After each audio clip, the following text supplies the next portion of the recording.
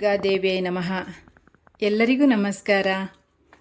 ನನ್ನೊಂದಿಗೆ ನಾನು ಚಾನಲ್ಗೆ ನಿಮಗೆಲ್ಲರಿಗೂ ಸ್ವಾಗತ ಸುಸ್ವಾಗತ. ಹಚ್ಚ ಹಸುರಿನ ಪ್ರಕೃತಿ ಸೌಂದರ್ಯದ ನಡುವೆ ನಿಶ್ಶಬ್ದ ವಾತಾವರಣದಲ್ಲಿ ದೊಡ್ಡ ದೊಡ್ಡ ಮರಗಳ ಮಧ್ಯದಲ್ಲಿ ತಂಪಾದ ಆಹ್ಲಾದಕರ ಸ್ಥಳದಲ್ಲಿ ಶಾಂತಮೂರ್ತಿಯಾದ ಚಿದಾನಂದ ಸ್ವರೂಪಿ ಮಹಾಲಿಂಗೇಶ್ವರನಾಗಿ ಭಕ್ತ ಜನರನ್ನು ಪೊರೆಯುವ ಪರಿಯನ್ನು ನಿಮ್ಮ ಜೊತೆ ಹೇಳಬೇಕು ಅಂತ ಹೊರಟಿದ್ದೇನೆ. ಇದಕ್ಕೆಲ್ಲ ಕಾರಣ ಆ ಪರಶಿವನೇ. ನನ್ನಿಂದ ಮಾಡಿಸಿಕೊಳ್ಳುವ ಆ ಭಗವಂತನ ಚರಣಕ್ಕೆ ಶಿರಭಾಗಿ ಕರಮುಗಿದೇ ಇರುತ್ತೇನೆ ಅಂದ್ಕೊಳ್ತೇನೆ. ನಾನು ಮೊದಲ ಸಲ ಈ ದೇವಸ್ಥಾನಕ್ಕೆ ಭೇಟಿ ಕೊಟ್ಟಿರೋದು ಇನ್ನೂ ನೆನಪಿದೆ ನನಗೆ. ತುಂಬ 25 ವರ್ಷಗಳ ಹಿಂದೆ ನಾನು ದೇವಸ್ಥಾನಕ್ಕೆ ಹೋಗಿದ್ದು. ಈಗಲೂ ನಾನು ಈ ಮಹಾಲಿಂಗೇಶ್ವರನ ಖಾಯಂ ಭಕ್ತಳಾಗಿ ಪ್ರತಿ ಸೋಮವಾರ ಇಲ್ಲಿಗೆ ಹೋಗ್ತೇನೆ. ಅಲ್ಲಿ ಹೋಗಲಿಲ್ಲ ಅಂತ ಹೇಳಿದರೆ ಅದೇನೋ ತಳಮಳ, ನನಗೆ ಸಮಾಧಾನವೇ ಇರೋದಿಲ್ಲ. ಆದರೆ ಇಲ್ಲಿ ಹೋಗಿ ಬಂದರೆ ತುಂಬ ಶಾಂತಿ ಸಮಾಧಾನ.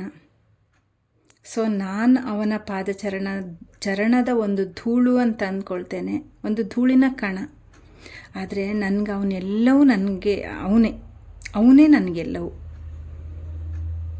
ಹಾಗಾಗಿ ಈ ಒಂದು ಅವನ ವಿಷಯದ ಬಗ್ಗೆ, ಅವನ ಒಂದು ಮಹಿಮೆಯ ಬಗ್ಗೆ, ಅವನ ಸ್ಥಳದ ಬಗ್ಗೆ ನಿಮ್ಮ ಜೊತೆ ಎಲ್ಲ ಹೇಳಬೇಕು ಅಂತ ನಾನು ಹೊರಟ್ಕೊಂಡಿದ್ದೇನೆ. ದಯವಿಟ್ಟು ಈ ವಿಡಿಯೋನ ಪೂರ್ಣ ನೋಡಿ ಮತ್ತು ಈ ವಿಡಿಯೋನ ಎಲ್ರಿಗೂ ಶೇರ್ ಮಾಡಿ. ಯಾಕೆ ಅಂತ ಹೇಳಿದರೆ, ಒಂದು ದೇವಸ್ಥಾನದ ವಿಷಯ ನಾನು ನಿಮಗೆ ಹೇಳ್ತಾ ಇದ್ದೇನೆ. ಆ ದೇವಸ್ಥಾನಕ್ಕೆ ಸುಮಾರು ಸಾವಿರಾರು ವರ್ಷಗಳ ಪುರಾಣ ಇತಿಹಾಸ ಇದೆ. ಆದರೆ ಆ ಇತಿಹಾಸ ಯಾವುದು ನಮ್ಮ ಕೈಗೆ ಸಿಗದೇ ಇದ್ದ ಕಾರಣ ಈ ದೇವಸ್ಥಾನದ ಕೆಲವೊಂದು ಹಿಂದಿನ ಗತ ವಿಚಾರಗಳು ನನಗೆ ಸಿಕ್ಕಲಿಲ್ಲ. ಆದರೂ ಸಿಕ್ಕಿರುವಂತಹ ಕೆಲವೊಂದು ವಿಷಯಗಳನ್ನು, ಈಗಿನ ವಿಷಯಗಳನ್ನು ನಿಮ್ಮ ಜೊತೆ ಹೇಳ್ಕೊಳ್ತೇನೆ. ಒಮ್ಮೆ ನೀವೆಲ್ಲರೂ ಈ ದೇವಸ್ಥಾನಕ್ಕೆ ಬನ್ನಿ. ತುಂಬ ಚೆನ್ನಾಗಿದೆ. ಪ್ರಕೃತಿಯ ಮಡಿಲಲ್ಲಿ ಅರಳಿ ನಿಂತಿರುವಂತಹ ಒಂದು ಸುಂದರ ಪುಷ್ಪದ ಹಾಗೆ ಈ ದೇವಸ್ಥಾನ ಅಂತ ನನಗೆ ಅನ್ನಿಸೋದು ಅಲ್ಲಿ ಹೋದಾಗ. ಯಾಕೆ ಅಂತ ಹೇಳಿದರೆ, ಅಂಥ ಒಂದು ತಂಪಾದ ವಾತಾವರಣ, ಪ್ರಕೃತಿ ಸೌಂದರ್ಯ, ಅದನ್ನೆಲ್ಲ ನೀವು ಒಂದು ಸರಿ ಕಣ್ಣಾರೆ ನೋಡಬೇಕು. ಒಮ್ಮೆ ಬನ್ನಿ ಈ ದೇವಸ್ಥಾನಕ್ಕೆ.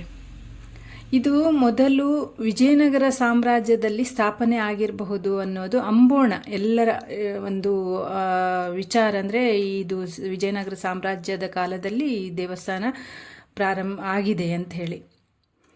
ಆದರೆ ಯಾವುದೇ ಪುರಾವೆಗಳು ಮತ್ತು ಯಾವ ದಾಖಲೆಯೂ ನಮಗೆ ಲಭ್ಯ ಇಲ್ಲದೆ ಇರುವುದಕ್ಕಾಗಿ ಅದನ್ನೆಲ್ಲ ಸರಿಯಾದ ಮಾಹಿತಿ ನನಗೆ ಸಿಗಲಿಲ್ಲ. ಆದರೆ ಆ ಕಾಲದಲ್ಲೇ, ವಿಜಯನಗರರ ಕಾಲದಲ್ಲಿ ಮುಸ್ಲಿಮರ ದಾಳಿಯಾಗಿ ಭಿನ್ನಗೊಂಡಿರುವಂತಹ ಬಸವನ ವಿಗ್ರಹ ಮತ್ತು ಶಿವನ ಪಾಣಿಪೀಠ ಇನ್ನೂ ಆ ದೇವಸ್ಥಾನದಲ್ಲಿ ನೋಡಲಿಕ್ಕೆ ಸಿಗ್ತದೆ ನಮಗೆ.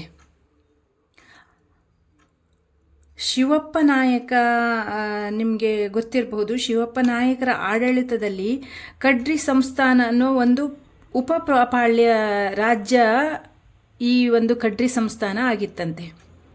ಆ ಕಾಲದಲ್ಲಿ ಈ ಶಿವಪ್ಪ ನಾಯಕರೇ ಈ ದೇವಸ್ಥಾನವನ್ನು, ಅಂದರೆ ಈ ಶಿವನ ದೇವಸ್ಥಾನವನ್ನು ಪುನರುದ್ಧಾರ ಮಾಡಿದ್ದಾರೆ ಅನ್ನೋದು ಒಂದು ಮಾಹಿತಿ. ಸದ್ಯ 300 ವರ್ಷಗಳ ಈಚೆಗೆ ಸ್ವಲ್ಪ ಮಟ್ಟಿಗೆ ತಿಳಿದಿದೆ. ಕಡ್ರಿ ಮನೆಯವರು ಈ ದೇವಸ್ಥಾನದ ಪ್ರಥಮ ಭಕ್ತರು ಅಂತ ಹೇಳ್ತಾರೆ. ದೇವಸ್ಥಾನದ ಮೊದಲ ಭಕ್ತರೇ ಕಡ್ರಿ ಮನೆತನದವರು ಅಂತ ಅಂಬೋಣ, ನನಗೂ ಸರಿಯಾದ ಮಾಹಿತಿ ಇಲ್ಲ. ಅಂಬೋಣ 1980ರಲ್ಲಿ ಈ ದೇವಸ್ಥಾನ ಜೀರ್ಣೋದ್ಧಾರ ಮಾಡುವ ಸಂದರ್ಭದಲ್ಲಿ ಇಲ್ಲಿ ಚಿನ್ನದ ನಾಣ್ಯಗಳೆಲ್ಲ ಸಿಕ್ಕಿದೆ ಅಂತೆ. ಹೀಗೆ ಈ ದೇವಸ್ಥಾನದ ಒಂದು ಇತಿಹಾಸ ಹೀಗೆ ಮುಂದುವರಿತಾ ಇದೆ. ಇದು ಮೊದಲು ಅಂದರೆ ವಿಜಯನಗರ ಸಾಮ್ರಾಜ್ಯರ ಕಾಲದಲ್ಲಿಯೇ ಮುಸ್ಲಿಮರ ದಾಳಿಗೊಳಗಾಯಿತು ಅಂತ ಹೇಳಿದ್ನಲ್ಲ. ಆಗ ಈ ಮುಸ್ಲಿಮರು ಏನು ಮಾಡಿದ್ದಾರೆ, ಕಮಲಶಿಲೆಯ ದರೋಡೆಗೆ ಬಂದಿರುವಂತಹ ಮುಸ್ಲಿಮರು, ಅವರ ಟಾರ್ಗೆಟ್ ಇರೋದು ಕಮಲಶಿಲೆ ದೇವಸ್ಥಾನ. ಆದರೆ ಅವರು ಬರುವಾಗ ಯಾವುದೆಲ್ಲ ದೇವಸ್ಥಾನ ಎಲ್ಲೆಲ್ಲಿ ಇದೆಯೋ ಆ ಎಲ್ಲ ದೇವಸ್ಥಾನವನ್ನು ಹಾಳು ಮಾಡಿಕೊಂಡೇ ಬಂದಿದ್ದಾರೆ. ಅವರ ಉದ್ದೇಶ ಒಂದು ಧರ್ಮನಾಶ ಮಾಡೋದು, ಇನ್ನೊಂದು ನಮ್ಮ ಹಿಂದಿನವ್ರು ಏನು ಮಾಡ್ತಾಯಿದ್ರು, ಚಿನ್ನದ ನಾಣ್ಯವನ್ನು ಆಪತ್ತಿಗಾಗ್ತದೆ, ನಮ್ಮ ಕಷ್ಟ ಕಾಲದಲ್ಲಿ ಆಗ್ತದೆ ಅಂತ ಹೇಳ್ಕೊಂಡು ದೇವಸ್ಥಾನದಲ್ಲೆಲ್ಲ ಬಚ್ಚಿ ಇಡ್ತಾ ಇದ್ರು. ಅದನ್ನು ತಿಳಿದುಕೊಂಡಂಥ ಈ ಮ್ಲೇಂಚರ್ ಏನು ಮಾಡ್ತಾಯಿದ್ರು, ಎಲ್ಲ ದೇವಸ್ಥಾನವನ್ನು ಲೂಟಿ ಮಾಡ್ತಾಯಿದ್ರು. ಅವ್ರಿಗೆ ಸಿಕ್ಕಾಪಟ್ಟೆ ಚಿನ್ನ ಆಭರಣಗಳೆಲ್ಲ ಸಿಗ್ತಾಯಿತ್ತು, ಹೊನ್ನು ಕೂಡ ಸಿಗ್ತಾಯಿತ್ತು, ಹಣ ಕಾಸು ಎಲ್ಲ ದೇವಸ್ಥಾನದಲ್ಲಿ ಬಚ್ಚಿಡ್ತಾಯಿದ್ರು ಮೊದಲಿನವರು, ಅದೆಲ್ಲ ಸಿಗ್ತಾಯಿತ್ತು. ಹಾಗಾಗಿ ಅವರು ಎಲ್ಲ ದೇವಸ್ಥಾನವನ್ನು ಲೂಟಿ ಮಾಡ್ತಾ ಹೋಗ್ತಾಯಿದ್ರು. ಹಾಗೆ ಅವರು ಈ ದೇವಸ್ಥಾನವನ್ನು ಲೂಟಿ ಮಾಡಿರಬಹುದು ಅಂತ ಒಂದು ಇದು ವಿಚಾರ. ಹಾಗೆ ಕಮಲಶಿಲೆ ಅಮ್ಮನವರ ದೇವಸ್ಥಾನಕ್ಕೆ ಲೂಟಿಗೆ ಮುಂದಾದಂತಹ ಸಂದರ್ಭದಲ್ಲಿ ಅಮ್ಮನ ಉಗ್ರ ರೂಪ ಮತ್ತು ವೀರಭದ್ರನ ಕೆಂಗಣ್ಣಿಗೆ ಗುರಿ ಆಗ್ತಾರೆ ಈ ಲೂಟಿಕೋರರು. ಅಂಥ ಲೂಟಿಕೋರರು ಮಲಗಿದಲ್ಲೇ ಸತ್ತು ಹೋಗಿರುವಂತಹ ವಿಷಯ ಟಿಪ್ಪುವಿಗೆ ಗೊತ್ತಾಗ್ತದೆ. ಅಂದರೆ ಅಮ್ಮನ ಮತ್ತು ವೀರಭದ್ರನ ಕೆಂಗಣ್ಣಿಗೆ ಗುರಿಯಾದಂತಹ ಲೂಟಿಕೋರರು ಅಂದರೆ ಮ್ಲೇಂಚರೆಲ್ಲರೂ ಎಲ್ಲಿ ಮಲಗ್ತಾರೆ ಅಂದರೆ ಯೋಚನೆ ಮಾಡ್ಕೊಂಡು ಬಂದಿರ್ತಾರೆ, ಅಮ್ಮನ ದೇವಸ್ಥಾನವನ್ನು ಲೂಟಿ ಮಾಡ್ಕೊಂಡು ಹೋಗಬೇಕು ಅಂತ ಹೇಳ್ಕೊಂಡು, ಕಮಲಶಿಲೆ ಅಮ್ಮನ ದೇವಸ್ಥಾನವನ್ನು ಲೂಟಿ ಮಾಡ್ಕೊಂಡು ಹೋಗಬೇಕು ಅಂತ ಹೇಳ್ಕೊಂಡು. ಆದರೆ ಅವರೆಲ್ಲ ಮಲಗಿದಲ್ಲಿಯೇ ಈ ತಾಯಿಯ ಕೆಂಗಣ್ಣಿಗೆ ಗುರಿ ಆಗ್ತಾರೆ. ಹಾಗಾಗಿ ಅಲ್ಲೇ ಸತ್ತು ಹೋಗ್ತಾರೆ. ಈ ವಿಷಯ ಟಿಪ್ಪುವಿಗೆ ಗೊತ್ತಾಗಿ ಅವನೇನು ಮಾಡ್ತಾನೆ, ತಾಯಿಗೆ ಸಂಪೂರ್ಣ ಶರಣಾಗ್ತಾನೆ. ಅಮ್ಮನವರ ಚರಣಕ್ಕೆ ಶರಣಾಗಿ ಒಂದು ಖಡ್ಗವನ್ನು ಮತ್ತು ಒಂದು ದೊಡ್ಡ ಡೋಲನ್ನು ಕೊಡ್ತಾನೆ. ಇಂದಿಗೂ ಅದು ಟಿಪ್ಪುವಿನ ಡೋಲು ಅಂತಲೇ ಬಾರಿಸ್ತಾರೆ. ಮಹಾಪೂಜೆ ಸಮಯದಲ್ಲಿ ಆ ಡೋಲ್ ಬಾರಿಸ್ತಾರೆ. ಮತ್ತು ಅಂದಿನಿಂದ ಅವನಿಗೋಸ್ಕರ, ಅವನ ನೆನಪಿಗೋಸ್ಕರ ಕಮಲಶಿಲೆಯಲ್ಲಿ ಇಂದಿಗೂ ಸಲಾಂ ಪೂಜೆ ಅಂತ ಮಾಡ್ತಾರೆ ಅಮ್ಮನವರಿಗೆ. ಇದು ಒಂದು ಪೂಜೆ, ಪ್ರತಿದಿನ ನಡೀತದೆ ಈ ಸಲಾಂ ಪೂಜೆ ಅನ್ನೋದು. ಈ ಮುಸ್ಲಿಮರು ರಾಶಿ ಜನ ಮಲಗಿದಲ್ಲೇ ಸತ್ತಂಥ ಸ್ಥಳಕ್ಕೆ ಈಗಲೂ ಗೋರಿ ಜಡ್ಡು ಅಂತ ಕರೀತಾರೆ. ಇದೆಲ್ಲ ಸುಳ್ಳಂತ ಹೇಳಲಿಕ್ಕಾಗೋದಿಲ್ಲ, ಯಾಕೆಂತ ಹೇಳಿದರೆ ಈ ಸ್ಥಳ ಈಗಲೂ ಇಲ್ಲೇ ಇದೆ. ಈಗ ನಾನು ಹೊರಟಿರೋದು ಈ ಸಿದ್ದಾಪುರದಲ್ಲಿರುವಂತಹ ಮಹಾಲಿಂಗೇಶ್ವರನ ಬಗ್ಗೆ. ಅವನು ಬೇಡಿದ ಎಲ್ಲ ಬೇಡಿಕೆಗಳನ್ನು ಈಡೇರಿಸ್ತಾನೆ. ಈ ನಮ್ಮ ಗ್ರಾಮದ, ಈ ಸಿದ್ದಾಪುರ ಗ್ರಾಮದ ಜನರ ರಕ್ಷಣೆ ಅಲ್ಲದೆ ಪರಗ್ರಾಮದ ಜನರ ರಕ್ಷಣೆಯನ್ನು ಮಾಡ್ತಾ ಅವರೆಲ್ಲರ ಬೇಡಿಕೆಯನ್ನು ಈಡೇರಿಸ್ತಾ ನಂಬಿ ಬಂದ ಜನರಿಗೆ ನೆಮ್ಮದಿಯ ಬದುಕನ್ನು ಕೊಟ್ಟು ಆ ಮಹಾಲಿಂಗೇಶ್ವರ ಯಾವಾಗಲೂ ಕಾಪಾಡ್ತಾ ಇರ್ತಾನೆ. ಅಂತಹ ಮಹಾಲಿಂಗೇಶ್ವರನ ದೇವಸ್ಥಾನದಲ್ಲಿ ವೇದ ಬ್ರಹ್ಮರಾಗಿರುವಂತಹ ಶ್ರೀಯುತ ತಿಮ್ಮಪ್ಪ ಮಂಜರು ಸಾಕಷ್ಟು ಅಭಿವೃದ್ಧಿ ಕಾರ್ಯಗಳನ್ನು ಮಾಡಿದ್ದಾರೆ. ದೇವಸ್ಥಾನವನ್ನು ಜೀರ್ಣೋದ್ಧಾರ ಮಾಡಿ ಮೂಲ ಕ್ಷೇತ್ರದ ಅಭಿವೃದ್ಧಿಯನ್ನು ಅವರು ಮಾಡಿಕೊಂಡು ಬಂದಿದ್ದಾರೆ. ಅವರು ಮಹಾಜ್ಞಾನಿ ಹಾಗೂ ತಪಸ್ವಿಗಳ ಥರ, ಅಂದರೆ ಅವರೊಂದು ಯಾವುದು ವೇದಶಾಸ್ತ್ರಗಳ ಜೊತೆಗೆ ಅವರು ಈ ಜ್ಯೋತಿಷ್ಯ ಶಾಸ್ತ್ರವನ್ನು ಕೂಡ ಹೇಳ್ತಿದ್ರಂತೆ. ತುಂಬ ಪರಿಣಿತರಂತೆ ಅದರಲ್ಲಿ. ಆ ಒಂದು ವಿಷಯಗಳನ್ನು ಅವರ ಕುಟುಂಬದವರೇ ನಮ್ಮ ಜೊತೆ ಹೇಳ್ಕೊಂಡಿದ್ದಾರೆ. ಅವರು ಹಾಗೂ ಊರಿನವರು ಕೂಡ ಸುಮಾರು ಜನ ನನ್ನ ಹತ್ರ ಹೇಳ್ಕೊಂಡಿದ್ದಾರೆ. ಅವರು ತುಂಬ ಒಳ್ಳೆ ಜ್ಯೋತಿಷ್ಯ ಹೇಳ್ತಿದ್ರು ಮತ್ತು ತುಂಬ ಜ್ಞಾನಿ ಅಂತೆ ಅವರು. ಯಾರು, ಈ ತಿಮ್ಮಪ್ಪ ಮಂಜರು ಅಂತ ಹೇಳ್ಕೊಂಡು. ಆಮೇಲೆ ಈ ದೇವಸ್ಥಾನವನ್ನು ಅವರ ಕಾಲ ನಂತರ ಅವರ ಮಗ ಶ್ರೀಯುತ ಶಿವರಾಮ್ ಮಂಜರು ನೋಡ್ಕೊಳ್ತಾ ಇದ್ದರು. ಈ ತಿಮ್ಮಪ್ಪ ಮಂಜರ ಕಾಲದಲ್ಲಿ ತುಂಬ ಜೀರ್ಣೋದ್ಧಾರ ಕಾರ್ಯ ಮತ್ತು ಅವರು ಜನಪ್ರಿಯ ವ್ಯಕ್ತಿಯಾಗಿದ್ದರು. ಅವ್ರ ನಂತರ ಇವರು ಶ್ರೀಯುತ ಶಿವರಾಮ್ ಮಂಜರು ಬರ್ತಾರೆ. ಅವರು ಕೂಡ ತುಂಬ ವರ್ಷಗಳ ಕಾಲ ದೇವಸ್ಥಾನದ ಆಡಳಿತವನ್ನು ನಡೆಸ್ಕೊಂಡು ಹೋಗ್ತಾರೆ. ತುಂಬ ವರ್ಷಗಳ ಕಾಲ ದೇವರ ಸೇವೆ ಮಾಡ್ತಾರೆ. ತುಂಬ ಅಭಿವೃದ್ಧಿಯನ್ನು ಅವರು ಮಾಡಿರ್ತಾರೆ. ಮತ್ತು ಅವರ ನಂತರ ಈ ಇತ್ತೀಚಿನ ದಿನಗಳಲ್ಲಿ ದೇವಸ್ಥಾನವನ್ನು ಶ್ರೀಯುತ ರಾಮಕೃಷ್ಣ ಆಚಾರ್ಯರು ಆಡಳಿತ ಮುಕ್ತೇಶ್ವರರಾಗಿ ಕಾರ್ಯನಿರ್ವಹಿಸಿಕೊಂಡು ಹೋಗ್ತಾ ಇದ್ದಾರೆ. ಅವರು ತುಂಬ ಇತ್ತೀಚಿನ ಜನ್ರೇಷನ್ ಆದ ಕಾರಣ ಅವರು ದೇವಸ್ಥಾನದ ಅಭಿವೃದ್ಧಿಯನ್ನು ತುಂಬ ಒಳ್ಳೆ ಮಟ್ಟದಲ್ಲಿ ಮಾಡ್ಕೊಂಡು ಹೋಗಬೇಕು ಅಂತ ಹೇಳಿಕೊಂಡು ದೇವಸ್ಥಾನವನ್ನು ಮುಂದೆ ತರುವಲ್ಲಿ ಊರವರ ಸಹಾಯವನ್ನು ಕೂಡ ಅವರು ನಿರೀಕ್ಷೆ ಮಾಡ್ತಾರೆ. ಮತ್ತು ಈ ಒಂದು ಅಭಿವೃದ್ಧಿ ಸಮಿತಿಯನ್ನು ಮಾಡಬೇಕು ಅನ್ನುವಂತಹ ಒಂದು ಮಹತ್ವಾಕಾಂಕ್ಷೆಯನ್ನು ಅವರು ಹೊಂದಿದ್ದಾರೆ. ಅವರು ತುಂಬ ಜನಪರ ಕಾರ್ಯಗಳನ್ನು ಮಾಡುವುದರಲ್ಲಿ ಆಸಕ್ತಿ ಹೊಂದಿರುವುದರಿಂದ ಅವರೊಂದಿಗೆ ನಾವೆಲ್ಲರೂ ಬಹುಶಃ ಈ ದೇವಸ್ಥಾನಕ್ಕೆ ಸಂಬಂಧಪಟ್ಟಂತಹ ಈ ದೇವಸ್ಥಾನಕ್ಕೆ ಬರುವಂತಹ ಭಕ್ತಾದಿಗಳು ಒಗ್ಗಟ್ಟಾದರೆ ಬಹುಶಃ ಅವರು ಅಂದುಕೊಂಡಂತಹ ಅಭಿವೃದ್ಧಿ ಕಾರ್ಯಗಳನ್ನು ಈ ದೇವಸ್ಥಾನದಲ್ಲಿ ನಾವು ಮಾಡಬಹುದು. ಮುಂದೊಂದಿನ ಇದು ಕೂಡ ಅತ್ಯಂತ ಹೆಸರುವಾಸಿಯಾದಂತಹ ದೇವಸ್ಥಾನ ಆಗಿ ಹೊರಬರುವುದರಲ್ಲಿ ಯಾವ ಸಂಶಯವೂ ಇಲ್ಲ. ಬನ್ನಿ ನಾವೆಲ್ಲರೂ ಶ್ರೀಯುತ ರಾಮಕೃಷ್ಣ ಆಚಾರ್ಯರು ತಮ್ಮ ಅನುಭವಗಳನ್ನು ಮತ್ತು ತಮ್ಮ ಯೋಜನೆಗಳನ್ನು ಮತ್ತು ಈ ಸ್ಥಳದ ಮಹಿಮೆಗಳನ್ನು ನಮ್ಮ ಜೊತೆ ಹಂಚಿಕೊಂಡಿದ್ದಾರೆ. ಅದನ್ನು ನಾವೆಲ್ಲರೂ ಕೇಳೋಣ. ಓಂ ನಮಃ ಶಿವಾಯ. 1750 ನಂತರ ಇಲ್ಲಿಯ ಸ್ಥಾಪನೆ ಆದದ್ದ ಬಗ್ಗೆ ಮಾಹಿತಿ ನನಗೆ ಇದೆ. ಈ ಮಹಾಲಿಂಗೇಶ್ವರ ದೇವಸ್ಥಾನ ಕಡ್ರಿ ಸಂಸ್ಥಾನ ಸಿದ್ದಾಪುರ. ಇದು ಇದಕ್ಕೆ ರಕ್ಷಣೆಗಾಗಿ 4 ಗಣಪತಿ ದೇವಸ್ಥಾನಗಳು, ಒಂದು ಅನೆಮಕ್ಕಿ, ಇನ್ನೊಂದು ಕೊಳಕಬೈಲು, ಇನ್ನೊಂದು ದತ್ತಂಬೇರು ಹಾಗೂ ಹೆಬ್ಬಾರ್ತಾಡಿ ಅಂತ 4 ಗಣಪತಿ ದೇವಸ್ಥಾನಗಳ ಸ್ಥಾಪನೆ ಆಗಿ ಆಮೇಲೆ ಇದು ಮಧ್ಯದಲ್ಲಿ ಊರ ದೇವತೆಯಾಗಿ ದೇವಸ್ಥಾನವಾಗಿ ಮಹಾಲಿಂಗೇಶ್ವರ ಕೂಡ ಅದಕ್ಕೆ ಸ್ಥಾಪನೆಯಾಗಿ ರಕ್ಷಣೆಗೆ ಗಣಪತಿ ದೇವಸ್ಥಾನಗಳು ನಮ್ಮ ಚರಿತ್ರೆಯಲ್ಲಿ ಬಂದಿದೆ. ಹಾಗೆ ಈ ಅನಾದಿ ಕಾಲದಿಂದ ಇದನ್ನು ಈ ಒಂದು ಮಂಜನ ಮನೆತನದವರು ಅದಕ್ಕಿಂತ ಮೊದಲಿಂದಲೂ ಕೂಡ ಮಂಜನ ಮನೆತನದವರು ಪೂಜೆ ಮಾಡಿಕೊಂಡು ಬರ್ತಾಯಿದ್ರು. ಇದಕ್ಕೆ ನಮ್ಮ ಅಜ್ಜ ತಿಮ್ಮಪ್ಪ ಮಂಜರು ಅವರು ಇದನ್ನು ಒಂದು ಹೊಸ ರೀತಿಯಲ್ಲಿ ಅವರ ಕಾಲದಲ್ಲಿ ಪ್ರತಿಷ್ಠಾಪನೆ ಮಾಡಿ 1988ರಲ್ಲಿ ಫೆಬ್ರವರಿ 27ನೇ ತಾರೀಕಿನಲ್ಲಿ ಪುನಃ ಪ್ರತಿಷ್ಠಾಪನೆ ಮಾಡಿ ಜೀರ್ಣೋದ್ಧಾರ ಮಾಡಿ ಈ ಒಂದು ನೆರವನ್ನು ಕೊಟ್ಟಿದ್ದಾರೆ.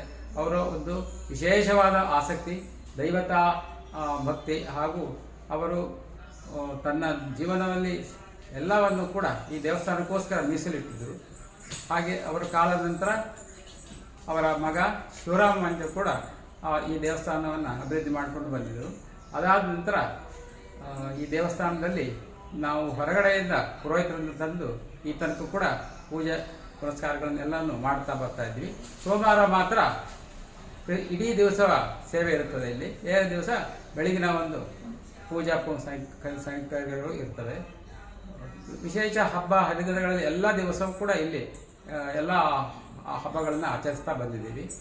ಈಗ ಸದ್ಯಕ್ಕೆ ಈ ಒಂದು ದೇವಸ್ಥಾನದ ಮೇಲುಸ್ತುವಾರಿಯನ್ನು ನಾನು ವಹಿಸ್ಕೊಂಡಿದ್ದೀನಿ. ನಾನು ತಿಮ್ಮಪ್ಪಂಜರ ಮೊಮ್ಮಗ ಅಥವಾ ಶಿವರಾಮಾಂಜರ ಅಳಿಯ. ನಾನು ಸ್ಟೇಟ್ ಬ್ಯಾಂಕ್ನಲ್ಲಿ ರಿಟೈರ್ಡ್ ಆಗಿ ಇಲ್ಲಿ ಒಂದು ಸೇವೆ ಮಾಡುವಂಥ ಅವಕಾಶ ನನಗೆ ಬಂದಿದೆ. ಈಗ ಯಾರೂ ಇಲ್ಲದ ಕಾರಣ ನಾನೇ ಇದನ್ನು ಈಗ ಸದ್ಯಕ್ಕೆ ಮುಂದುವರಿಸಿಕೊಂಡು ಹೋಗ್ತಾ ಇದ್ದೀನಿ. ವಿಶೇಷವಾಗಿ ಇಲ್ಲಿ ಸೋಮವಾರ ರುದ್ರಾಭಿಷೇಕ, ಮಂಗಳಾರತಿ, ಬಿಲ್ವಾರ್ಚನೆ, ಕುಂಕುಮಾರ್ಚನೆ ಹಾಗೂ ವಿಶೇಷವಾದಂಥ ಸೇವೆಗಳು ಕೂಡ ಯಥಾ ರೀತಿಯಲ್ಲಿ ನಡ್ಕೊಂಡು ಬರ್ತಾ ಇದೆ, ಇನ್ನೂ ಕೂಡ ನಡ್ಕೊಂಡು ಬರ್ತಾ ಇದೆ. ಈ ಸಂಸ್ಥಾನಕ್ಕೆ ಹಿಂದೆ ಪರಕೀಯರ ದಾಳಿ ಕೂಡ ಆಗಿತ್ತು. 1780ರಲ್ಲಿ ಆಗಿದೆ ಅಂತ ಹೇಳ್ತಾ ಇರ್ತಾರೆ. ಯಾವಾಗ ಈ ಒಂದು ದೇವಸ್ಥಾನ ಕಂಪ್ಲೀಟ್ ಅಜೀರ್ಣಾವಸ್ಥೆಗೆ ಆಗಿ ಹೋಗಿತ್ತು. ಅದನ್ನು ತಿಮ್ಮಪ್ಪ ಮಂಜರು ಅವರ ಕಾಲದಲ್ಲಿ ತುಂಬ ವರ್ಷದ ನಂತರ ಇದಕ್ಕೆ ಒಂದು ಮಾಡನ್ನು ಮಾಡಿ ಒಂದು ದೇವಸ್ಥಾನ ಮಾಡಿದರು. ಆ ನಂತರ ಕ್ರಮೇಣ ಅವರ ಕಾಲದಲ್ಲಿ ಈ ಒಂದು ಅಭಿವೃದ್ಧಿ ಕಾರ್ಯಗಳೆಲ್ಲವೂ ಕೂಡ ಚೆನ್ನಾಗಿ ಮಾಡಿಸ್ಕೊಂಡು ಬಂದಿದ್ದಾರೆ. ಅದನ್ನು ಈಗ ಸದ್ಯಕ್ಕೆ ಆ ಸ್ಥಿತಿಯಲ್ಲೇ ಮುಂದುವರಿಸ್ಕೊಂಡು ಹೋಗ್ತಾ ಇದ್ದೀವಿ. ಇನ್ನೂ ಕೂಡ ಅಭಿವೃದ್ಧಿ ಕಾಣಬೇಕಾಗಿದೆ. ಇದಕ್ಕೆ ಎಲ್ಲರ ಸಹಕಾರ ಕೊಡೋದನ್ನು ಬಯಸ್ತಾ ಇದ್ದೀನಿ. ಹಾಗೆ ಈ ಕ್ಷೇತ್ರ ಒಂದು ಪರಿಸರ ರಕ್ಷಣೆಗೋಸ್ಕರ ಇಲ್ಲಿ ಬಂದರೆ ಎಲ್ಲರಿಗೂ ಕೂಡ ಅವರವರ ಮನೋಭಿಷ್ಟ ಎಲ್ಲವನ್ನೂ ಕೂಡ ನೆರವೇರಿಸ್ತಾನೆ ಈ ಮಹಾಲಿಂಗೇಶ್ವರ.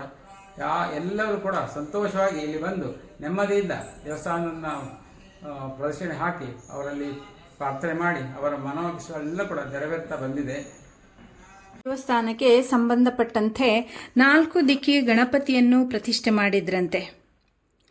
ಇನ್ನೊಂದು ದಿಕ್ಕಿಗೆ ಹೊನ್ನಮ್ಮನನ್ನು ಪ್ರತಿಷ್ಠೆ ಮಾಡಿದ್ರು. ಆಮೇಲೆ ಮತ್ತೊಂದು ಕಡೆ ಮಹಂಕಾಳಿಯನ್ನು ಪ್ರತಿಷ್ಠೆ ಮಾಡಿದ್ರು. ಮತ್ತೊಂದು ಕಡೆ ವೀರಭದ್ರನನ್ನು. ಹೀಗೆ ಅದು ಯಾವುದೋ ಒಂದು ರೇಖೆಯಲ್ಲಿ ಪ್ರತಿಷ್ಠೆ ಮಾಡಿದ್ರಂತೆ ಅನ್ನೋದು ಒಂದು ಪ್ರತೀತಿ ಕೂಡ. ನನಗೂ ಅದರ ಬಗ್ಗೆ ಅಷ್ಟೊಂದು ಮಾಹಿತಿ ಇಲ್ಲ, ಆದರೆ ಒಂದು ಪ್ರತೀತಿ ಇದೆ.